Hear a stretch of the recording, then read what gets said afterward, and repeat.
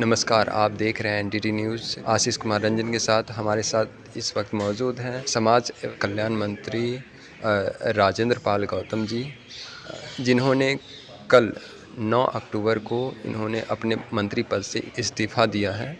तो हम चलिए इनसे बात करेंगे कि आखिर इन्होंने क्यों इस्तीफ़ा दिया है, आखिर इनकी क्या मजबूरी। राजेंद्र सर, आपका एनडीटी न्यूज़ में बहुत बहुत स्वागत है। आखिर ऐसी क्या मजबूरी हो गई थी जिस वजह से आपने इस्तीफ़ा दिया अपने मंत्री पद से?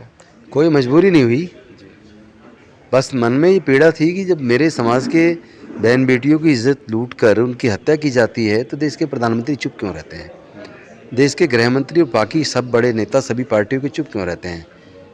मेरे समाज के युवाओं की मूंछ रखने पर हत्या होती है, घोड़ी खरीदने पर हत्या होती है, मंदिर प्रवेश पर हत्या होती है, मूर्ति छूलेने पर हत्या होती है, और पूरा हिंदू समाज, बीजेपी और देश के बाकी पार्टियों के भी बड़े नेता सब चुप्पी साध लेते हैं।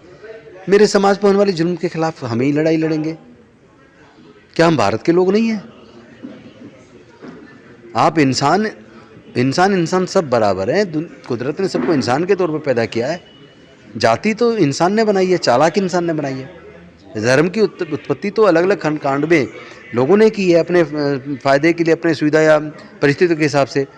लेकिन कुदरत ने तो इंसान पैदा किया ना, और ऊपर से उसी तरह की जातिगत भेदभाव से, पक्षपात से, प्रताड़ना से पूरा जीवन संघर्ष करके डॉक्टर बाबा साहब अम्बेडकर जब पढ़कर वापस आए अमेरिका से 1916 में, तो उस अनुबंध के तहत जिसके तहत उनको वजीफ़ा दिया था सियाजी राव गायकवाड़ जी ने, बड़ौदा के महाराज ने, उसी के तहत वो नौकरी करने के लिए बड़ौदा गए और सैनिक सचिव के रूप में उन्होंने वहाँ नौकरी शुरू की। उनको किसी ने रहने के लिए मकान नहीं दिया। बड़ी मुश्किल से पारसी धर्मशाला में वो रहे, लेकिन जब उनकी वहाँ जाति का पता चला तो उनके सामान को बाहर फेंक दिया, उनको धमकियाँ दी गई। और उन्होंने फिर देखा कि अभी वापस मुंबई चलता हूँ, लेकिन ट्रेन में कई घंटे का समय था। तो वो सियाजीराव गायकवाड़ जी द्वारा बनाए गए कमाटी बाग के अंदर जाकर एक पेड़ के नीचे बैठ के चिंतन करते हुए रोने लगे। और उन्होंने वहाँ जिम्मेदार एक संकल्प लिया। वो दिन था 23 सितंबर 1917 कि अब मैं अपना पूरा जीवन अपने समाज के हक अधिकार को दिलाने के लिए, उनकी आज़ादी के लिए लगाऊंगा। और उस दिन को हम संघर्ष दिवस के रूप में जानते हैं और मानते हैं। और डॉक्टर बाबा साहब अम्बेडकर ने देखा कि मेरे लाख प्रयास के बावजूद ये छुआछूत, ऊंच नीच, वर्ण व्यवस्था खत्म होने का नाम नहीं ले रही है, मेरे लोगों के ऊपर होने वाली जनजाति खत्म होने का नाम नहीं ले रही है। और उन्होंने अध्ययन करके पाया कि हमारे पूर्वज तो बौद्ध थे। तो उन्होंने संकल्प किया कि अब मैं जिस सामाजिक व्यवस्था में ऊंच नीच, छुआछूत की व्यवस्था में पैदा, उसमें मैं मरूंगा नहीं। और 14 अक्टूबर 1956 को उन्होंने बुद्ध के धम्म की दीक्षा ली, अपने लाखों अनुयायियों के साथ दीक्षा ली। और उसमें उन्होंने ये 22 प्रतिज्ञाएँ अपने लाखों अनुयायियों को दी। और तब से हर साल 14 अक्टूबर को या उसके आसपास या धम्म दीक्षा दिवस पर, अशोक विजयदशमी के दिन, हजारों स्थान पे करोड़ों लोग दीक्षा लेते हैं और यही सारी 22 प्रतिज्ञाएँ दोहराई जाती हैं। उसमें बीजेपी के बड़े नेता, केंद्रीय मंत्री, यहाँ तक कि मुख्यमंत्री उनके शामिल होते रहे।